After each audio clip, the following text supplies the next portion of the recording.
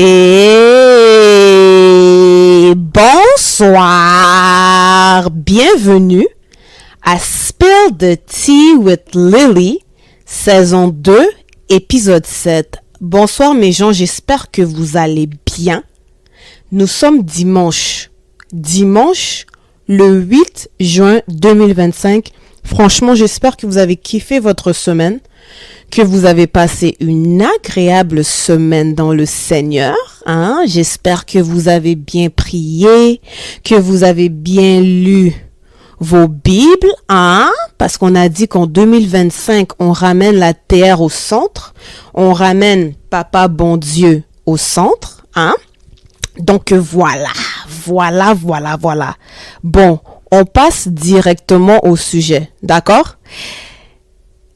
L'épisode 7 de Spill the Tea with Lily s'intitule Linda, conseillère matrimoniale à votre service. Et vous saviez pas que moi, j'étais conseillère matrimoniale. Oui. Tata Linda, l'éternelle célibataire et conseillère matrimoniale. Quel paradoxe. Vous savez, mes gens, ça fait 13 ans que je marche dans le Seigneur. Et ça fait 13 ans que toutes sortes de prophètes me disent « Oh, Linda, Dieu a dit que tu vas commencer à encadrer les couples mariés. Tu vas commencer à beaucoup conseiller les couples mariés. Tu vas commencer à beaucoup restaurer les familles. » Et moi, quand on me prophétisait ça, mes gens, je me disais, donc, c'est que je vais d'abord me marier, je vais d'abord fonder ma propre famille, je vais d'abord éduquer mes propres enfants et quand j'aurai acquis assez de sagesse, je reviendrai sur les plateaux de télévision et de radio et des réseaux sociaux là pour donner la sagesse. Vous comprenez? Donc moi, quand on me prophétisait ça là, c'est comme ça que je recevais ça, que je vais me marier, avoir mes enfants, éduquer mes enfants et puis après, je vais venir conseiller et partager la sagesse expérientielle. Vous voyez?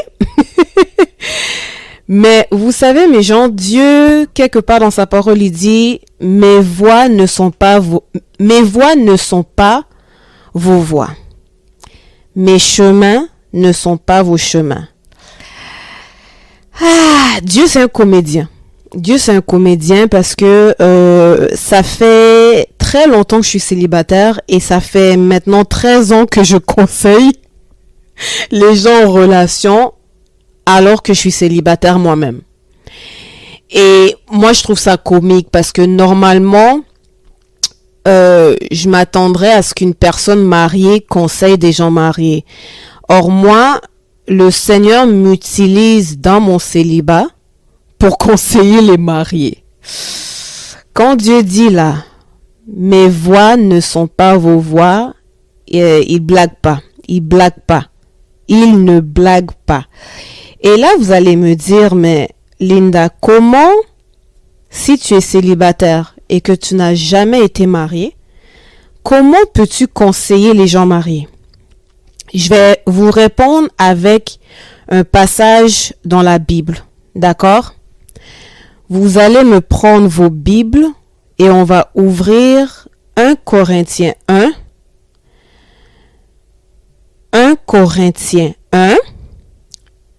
verset 26 à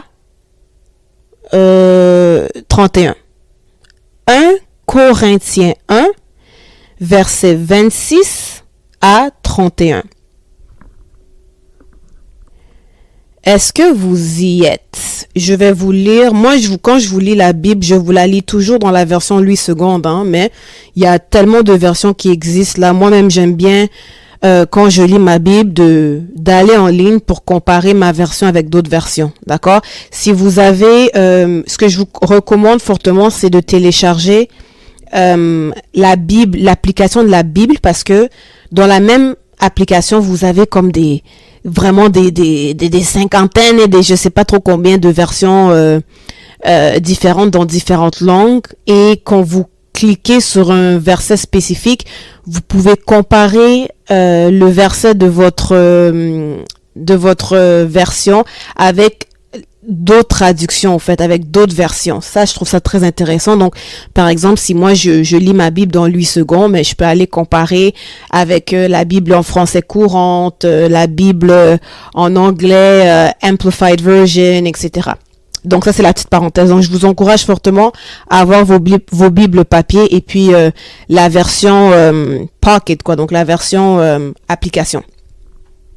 Donc, on revient à nos moutons. 1 Corinthiens 1, les versets 26 à 31. Je lis.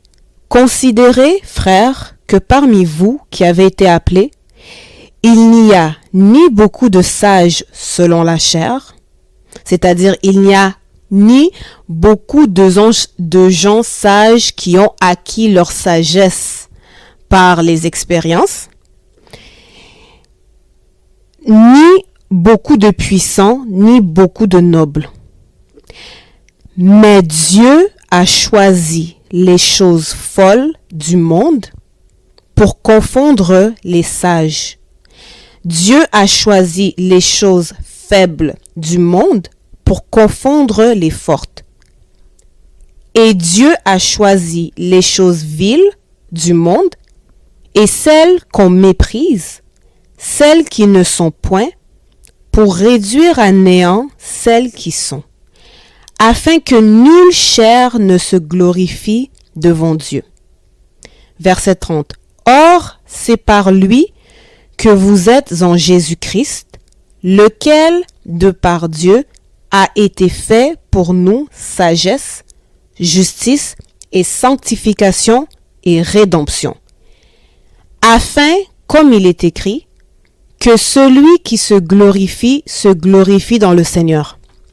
Vous savez, ce passage biblique, c'est l'un des premiers passages que j'ai reçus de manière prophétique. Donc, c'était carrément un serviteur de Dieu qui exerce le ministère de prophète qui m'avait donné ce passage-là. Et je vous avoue que il m'avait vraiment dit, Dieu me demande de t'aviser, de méditer 1 Corinthiens 1,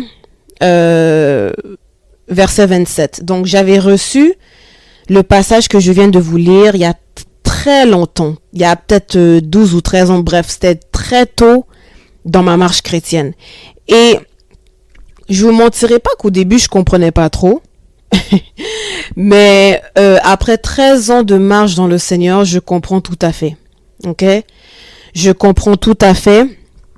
Parce que ce que je me rends compte, c'est qu'il y a énormément de sagesse et de connaissances que le Seigneur me donne, que j'obtiens strictement par révélation, sans aucune expérience. Certaines, comment dirais-je, il y a une certaine connaissance que je reçois par les expériences que je traverse avec Dieu, mais il y a une autre partie que je reçois sous forme de révélation, sous forme de téléchargement. D'accord? Et même, je pourrais même pousser plus loin. Non seulement j'ai tendance à donner des conseils à des gens mariés, mais j'ai souvent tendance à donner des conseils à des gens dans la soixantaine, alors que j'ai seulement 33 ans. Et souvent, ils vont me dire, ah, Linda, en tout cas, merci, tu m'as béni. Ah, je savais que non, il fallait que je t'appelle, tu m'as fait du bien.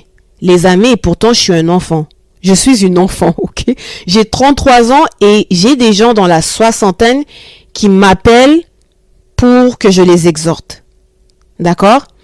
Et quand on dit que les voix de Dieu ne sont pas vos voix, ok?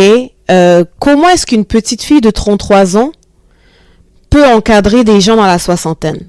Or, quand je pense à ça, je me rappelle d'une autre prophétie que j'avais eue qui disait « Linda, ne sois pas étonnée que tu es jeune et que je t'utilise puissamment. » Et ce prophète-là me disait « Et les jeunes et les vieux vont t'écouter. »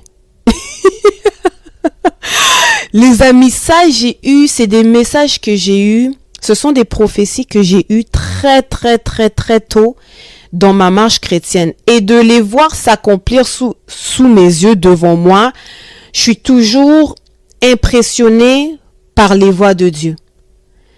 Quand je vois à quel point des gens beaucoup plus âgés que moi, qui ont l'âge de mes parents, m'appelaient pour me demander des conseils pour l'encadrement, pour partager l'évangile, moi-même ça me choque parce que je me dis, mais moi je suis qui au fait? Qui suis-je?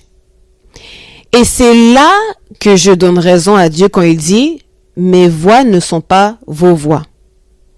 D'accord? Il dit, mes voix ne sont pas vos voix. D'accord? Et je suis toujours impressionnée comment avec Dieu, il n'y a pas d'âge. Tout est question de ton appel et d'à quel point le Seigneur décide dans sa souveraineté de t'utiliser comment dirais-je, de t'utiliser comme instrument pour bénir son peuple. Vous voyez? Et comment dirais-je, cette sagesse-là que Dieu m'a donnée pour encadrer les gens mariés, pour encadrer des gens qui élèvent leurs enfants et tout, comme je dis, ce n'est pas une sagesse, ce n'est pas nécessairement une sagesse que j'ai acquise par l'expérience, mais beaucoup, c'est vraiment par téléchargement divin. Donc, je dors, je me réveille, le Saint-Esprit me télécharge quelque chose et je le partage. D'accord? Et ça, c'est vraiment, c'est Dieu dans sa souveraineté, vous voyez? Et vraiment, je vous dirais que, et j'insiste beaucoup sur ce verset biblique qui dit que les voix de Dieu ne sont pas vos voix. J'insiste beaucoup là-dessus parce que moi, quand je regarde ma marche avec le Seigneur, il y a énormément de choses que j'avais pas calculé que ça allait se produire comme ça. Vous voyez ce que je veux dire? J'avais pas du tout calculé ça au fait. Et c'est là que je comprends 1 Corinthiens 1 que je vous ai lu, donc de 26 à 31, quand il dit « Mais Dieu a choisi les choses folles du monde pour confondre les choses sages. » C'est une chose folle qu'une jeune fille de 33 ans qui n'a jamais été mariée, qui n'a jamais eu d'enfant, soit là en train d'encadrer spirituellement des gens mariés et des gens qui ont des enfants. Ok? C'est une chose folle. Parce que normalement, les gens qui vous encadrent, que ce soit dans les églises ou peu importe, ce sont des gens qui ont l'expérience. D'accord? Souvent, dans les églises, ce sont les papas pasteurs, les mamans pasteurs qui vont vous encadrer. Vous voyez? Surtout, les couples fiancés qui voulez vous marier, vous allez recevoir des études bibliques, des séances de coaching de la part du couple pastoral. OK? Et moi, je le fais du haut de mes 33 ans. Et c'est pour vous montrer à quel point la folie de Dieu est sagesse. Quelque part dans la Bible, c'est ça qui est écrit. La folie de Dieu est sagesse. OK? Et pendant que je vous parle, il y a un passage biblique qui me vient en tête. Je vais juste le trouver avant de vous le donner.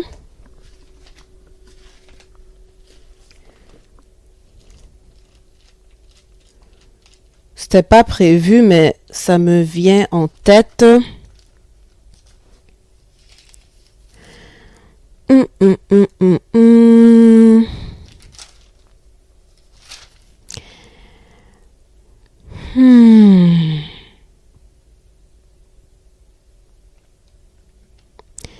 Ok, c'est Ésaïe, le chapitre 11. Je vais voir si je peux vous le trouver dans une autre traduction. Soyez patients et patientes.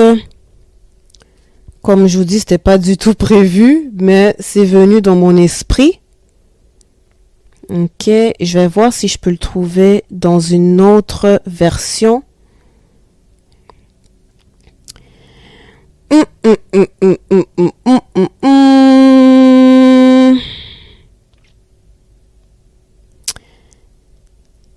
Ok. Ah, ok, je l'ai ici. Ok, Ésaïe 11, je vais vous le lire du chapitre 1 au Ésaïe 11, le verset 1 au verset 10. Ok, je vous lis. Le titre d'Ésaïe 11 s'intitule « Temps messianique ». Ok, le temps messianique, c'est le temps où le Christ apparaît. C'est le temps où le oint apparaît. Je vous lis. Puis, je vais commencer par vous le lire dans la version 8 secondes et puis je vais vous le lire dans la version français courante. Ok? Français courant, pardon. Je vous lis. Puis, un rameau sortira du tronc d'Isaïe et un rejeton naîtra de ses racines. L'esprit de l'Éternel reposera sur lui, esprit de sagesse et d'intelligence, esprit de conseil et de force, esprit de connaissance et de crainte de l'Éternel. Il respirera la crainte de l'Éternel. Il ne jugera point sur l'apparence. Il ne prononcera point sur un oui-dire, mais il jugera les pauvres avec équité, et il prononcera avec droiture sur les malheureux de la terre. Il frappera la terre de sa parole comme d'une verge, et du souffle de ses lèvres, il fera mourir le méchant. La justice sera la ceinture de ses flancs, et la fidélité la ceinture de ses reins. Le loup habitera avec l'agneau, et la panthère se couchera avec le chevreau. Le veau, le lionceau et le bétail qu'on engraisse seront ensemble, et un petit enfant les conduira. Je répète, et un petit enfant les conduira. La vache et l'ours auront un même pâturage, leurs petits un même gîte, et le lion comme le bœuf mangera de la paille. Le nourrisson s'ébattra sur l'antre de la vipère, et l'enfant sevré mettra sa main dans la caverne du basilic. Il ne se fera ni tort ni dommage sur toute ma montagne sainte, car la terre sera remplie de la connaissance de l'Éternel. Comme le fond de la mer par les eaux qui le couvrent. En ce jour, le rejeton d'Isaïe sera là comme une bannière pour les peuples. Les nations se tourneront vers lui et la gloire sera sa demeure. Je vais prendre le temps de vous le lire dans la version de la Bible que l'on appelle la version français courant. D'accord? Les mêmes versets. Donc, Ésaïe 11, versets 1 à 10. Le titre dans cette version, c'est « Un nouveau David ». Je lis. « Un rameau sort du vieux tronc de Jessé ». Donc, Jessé, c'est Isaïe. « Un rejeton pousse de ses racines. L'esprit du Seigneur est sans cesse avec lui. L'esprit qui donne. » Écoutez bien, il a dit « L'esprit qui donne sagesse et discernement, aptitude à décider et vaillance, l'esprit qui fait connaître le Seigneur. » Qui fait connaître qui? Qui fait connaître le Seigneur et enseigne à l'honorer. Honorer le Seigneur sera tout son plaisir. Il ne jugera pas selon les apparences. Il ne décidera rien d'après des racontards. Mais il rendra justice aux défavorisés. Il sera juste pour les pauvres du pays. Sa parole comme un bâton frappera le pays.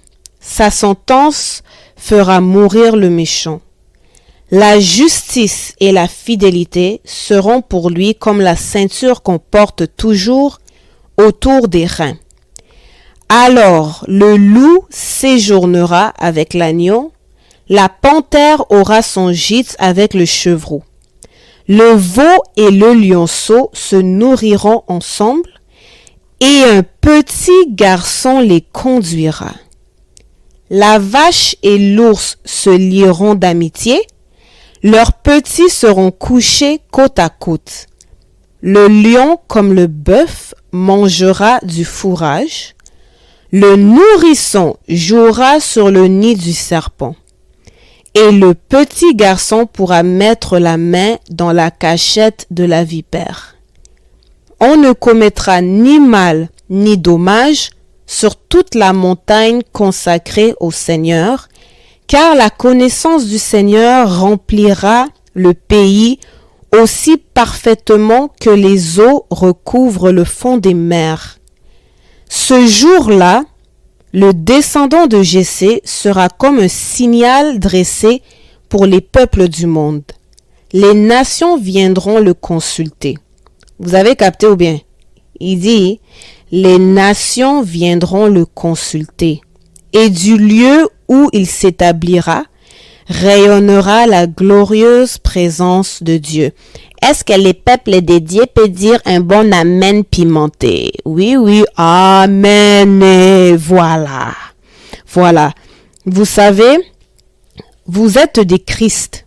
Ok? La Bible dit, vous êtes des dieux, mais malheureusement, vous mourrez comme des hommes. De la même manière que Christ, lorsqu'il a atteint un certain âge et qu'il a ouvert la Bible, ok, il a compris que la Bible parlait de lui.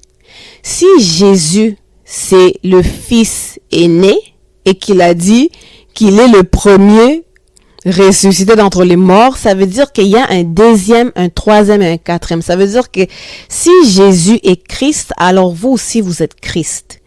Le mot Christ veut dire oint, appelé. Ok? Donc, si lui, Jésus-Christ, c'est le premier-né d'entre les morts, ça veut dire qu'il y a un deuxième-né, troisième-né, quatrième-né, cinquième-né. D'accord? Moi, là, je suis aussi né. Dans la lignée de Jésus, là, moi aussi, je suis dedans. Donc, quand j'ai lu Ésaïe 11, ça s'applique aussi pour moi. Quand je vous ai dit, quand tout à l'heure, je vous ai dit qu'une petite fille de 33 ans, comment est-ce qu'elle peut enseigner des gens dans la soixantaine qui ont le double de son âge? Quand je vous ai dit qu'une petite fille de 33 ans célibataire, jamais mariée, jamais d'enfant, comment peut-elle enseigner? Comment peut-elle prêcher à des gens mariés avec enfants? Ici, on vient de voir que la Bible nous dit qu'un petit enfant les conduira. Donc, Ésaïe 11 là, quand j'ai lu ça là, j'ai écrit à côté Linda. D'accord? Donc, que ça ne choque personne. Je veux même aller plus loin. L'apôtre Paul n'a jamais été marié et pourtant il a reçu, énormément de révélations sur le mariage. Ok? C'est l'apôtre Paul, ok, qui était célibataire jusqu'à sa mort, d'accord, qui ne s'est jamais marié parce qu'il a préféré dédier sa vie à l'évangile. C'est cet apôtre-là qui a écrit la plupart des épîtres. Et il nous a donné des révélations sur le mariage, alors que lui, il n'avait jamais été marié. Alors vous allez me demander, comment est-ce possible? Comment est-ce possible? Tout d'abord parce que le Saint-Esprit, c'est lui l'esprit de sagesse, c'est lui l'esprit d'intelligence et il donne les révélations à qui il veut. Ok? Il donne les révélations à qui il veut. Ensuite, celui qui a créé le mariage et la famille, c'est Papa bon Dieu. La terre, c'est l'Éternel Dieu Tout-Puissant qui a créé le mariage. Vous ne pouvez pas réussir le mariage sans appliquer les principes que le créateur du mariage a mis en place. T'as capté ou pas? Si vous voulez réussir dans le mariage, vous devez appliquer les principes du créateur du mariage. Les principes du mariage sont des principes qui s'appliquent peu importe qui entre dans le mariage. C'est comme la loi de la gravité. La loi de la gravité ne choisit pas qui doit s'y soumettre.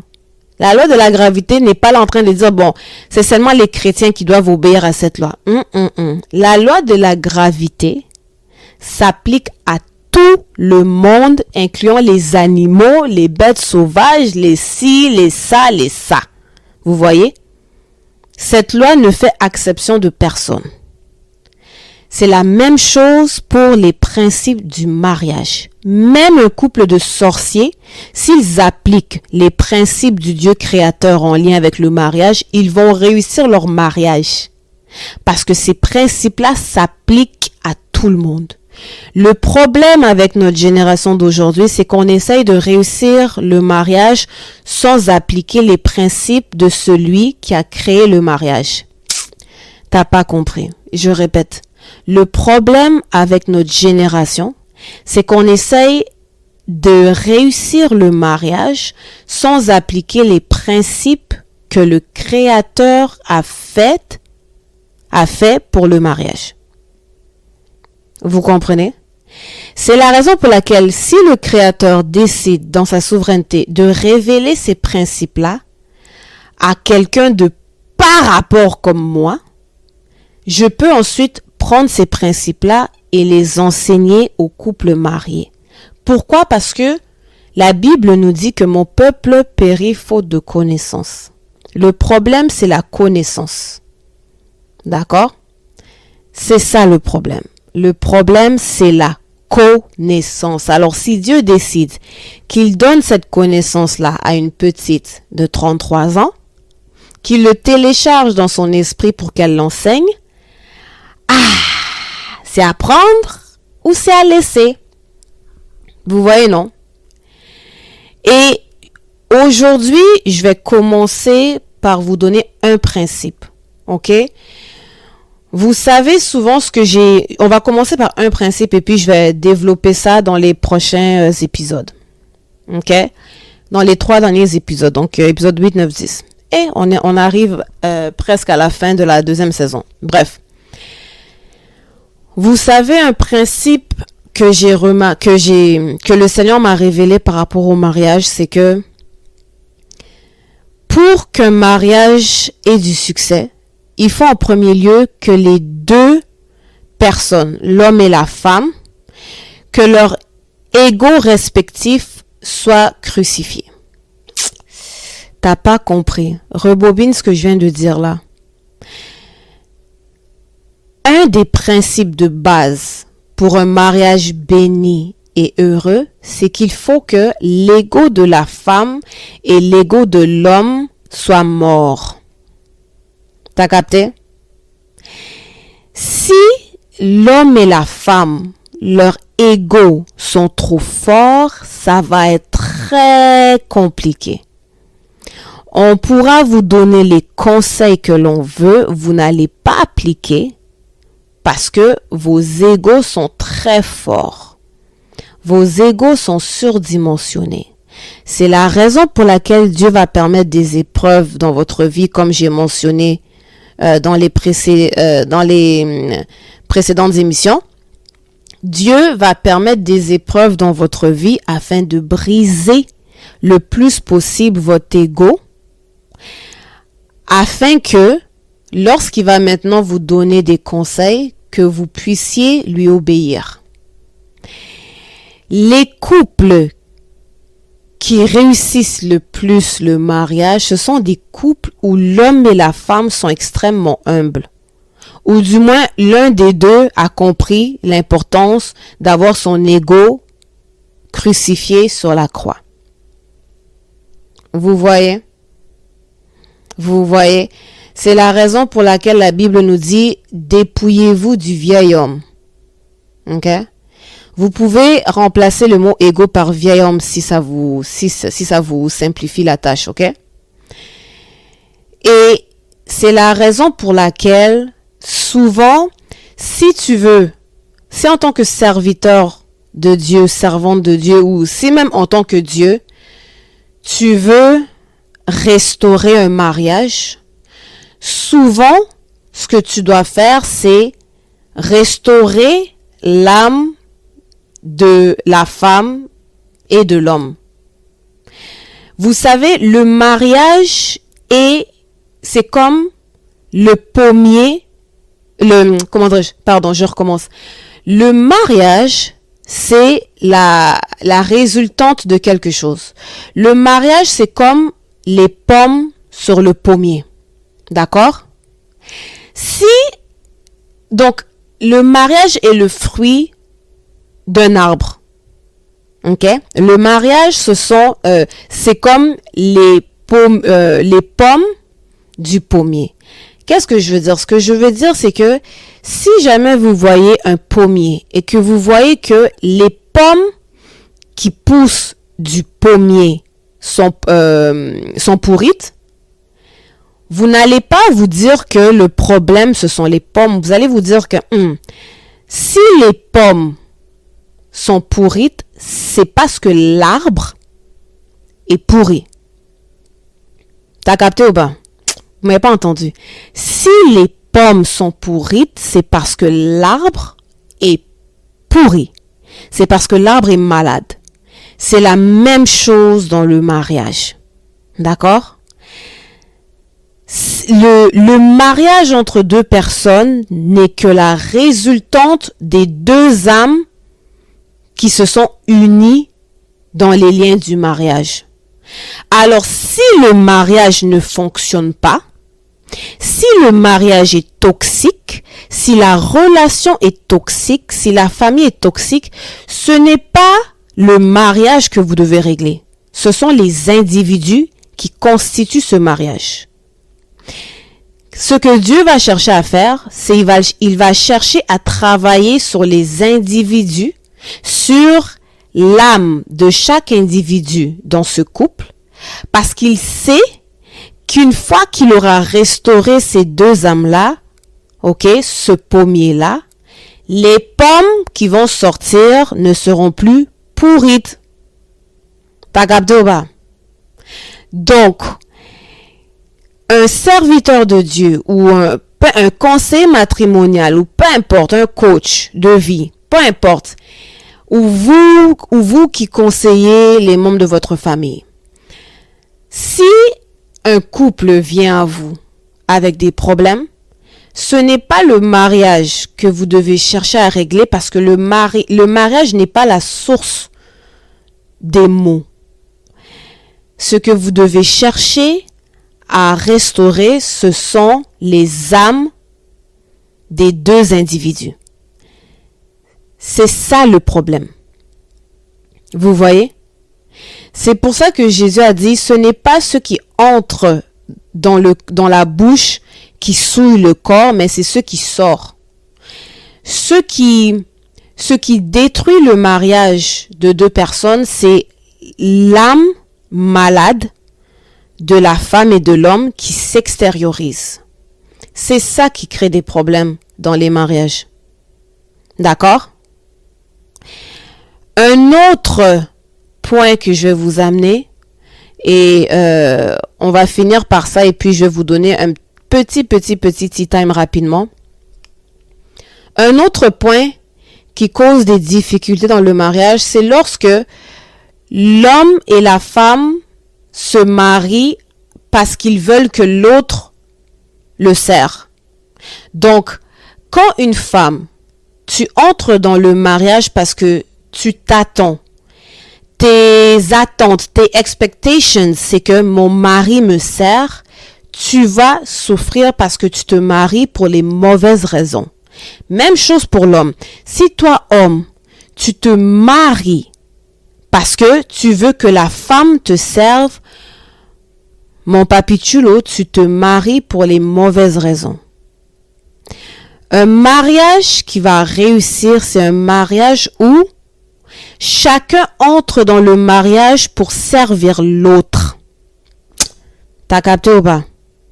C'est-à-dire que toi, femme, si tu veux réussir ton mariage, tu dois te mettre dans la tête que tu entres dans ton mariage pour servir ton mari et non pas pour être servi.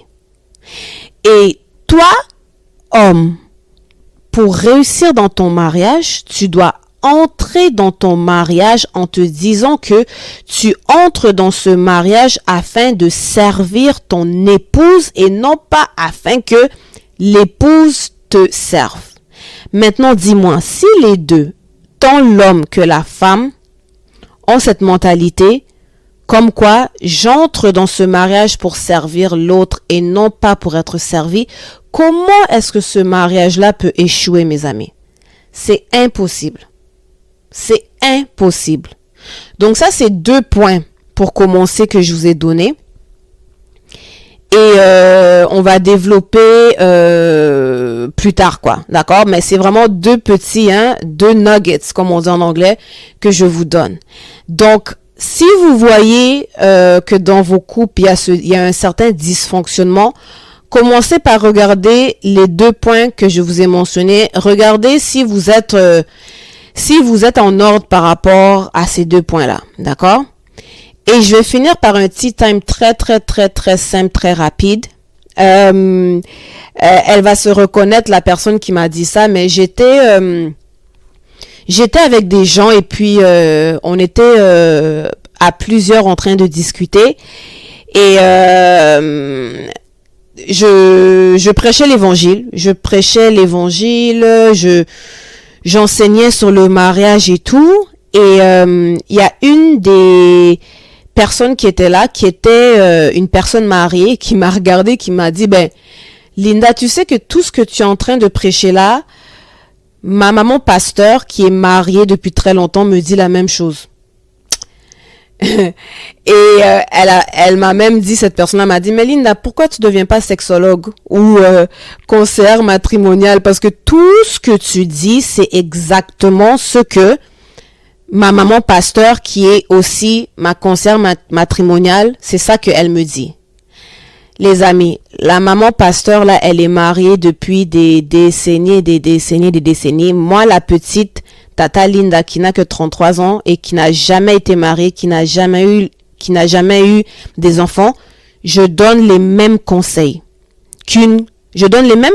Moi étant un petit enfant, qu'une grande dame avec beaucoup d'années de révélation, beaucoup d'années de marche dans le Seigneur, beaucoup d'années de ministère. Vous savez pourquoi? C'est très simple. C'est parce que moi et cette maman pasteur, on a le même esprit, le Saint-Esprit. Et du coup, quand vous avez le même esprit, vous recevez les mêmes révélations. D'accord? Le Saint-Esprit ne regarde pas, bon, est-ce que tel est marié, tel n'est pas marié? Il répartit ses dons comme bon lui semble. D'accord? Et je vais finir en vous disant que vous savez, les serviteurs de Dieu, je l'ai mentionné la semaine passée, notre travail, c'est nous sommes comme des points de contact. Nous sommes comme des portes qui, lorsque vous nous ouvrez, nous sommes censés vous amener à Christ. Nous sommes censés vous amener à voir Christ en vous-même, à voir l'Éternel en vous-même, à voir le royaume des cieux en vous-même. Voilà pourquoi Jésus, quand il a commencé son ministère, il a dit quoi? Il a dit, répentez-vous car le royaume des cieux est proche. Dans une autre version, il est écrit que Jésus a dit, répentez-vous car le royaume des cieux est au milieu de vous. Moi, en tant que servante de l'Éternel façon là, ok? Mon travail, c'est de vous amener au plus profond de vous-même afin que vous puissiez découvrir le royaume des cieux qui est en vous. C'est ça mon travail. Je suis pas appelée à remplacer Jésus dans vos vies, à remplacer Dieu dans vos vies. Je suis beaucoup plus intelligente que ça. Je sais que vous allez finir par me fatiguer si j'entre là-dedans. Mon rôle, c'est d'être comme une porte, ok? Qui, lorsque vous ouvrez cette porte, vous êtes censé pouvoir voir le royaume des cieux en vous. C'est ça mon travail. De la même manière que Moïse avait pour travail de délivrer les Juifs d'Égypte, de les amener dans le désert pour ensuite les amener dans la terre promise, moi, mon travail, c'est de vous amener dans votre terre promise qui est le royaume des cieux en vous. En d'autres mots, Christ en nous, l'espérance de la gloire. Vous comprenez? Donc, voilà pour ça. Donc, voilà, Tata Linda, votre conseillère matrimoniale en chair et en os. J'espère que vous avez kiffé cet épisode. Et je tiens à rappeler ceci, ok? Le mariage terrestre est une image de votre mariage céleste avec Christ. Vous voyez, si vous voulez comprendre le surnaturel, si vous voulez comprendre les choses de l'esprit, commencez par comprendre, les choses naturelles. Avant de vouloir comprendre le surnaturel, commencez par comprendre le naturel. Parce que dans le mot surnaturel, on dit sur le naturel. Vous comprenez? Donc, commencez par comprendre le naturel et vous allez voir que le surnaturel sera simple aussi à comprendre. D'accord, mes gens? Donc, voilà mes beaux gosses et mes belles dames. Sur ce, j'espère que vous avez kiffé et on se reparle quand? On se reparle la semaine prochaine. Bye!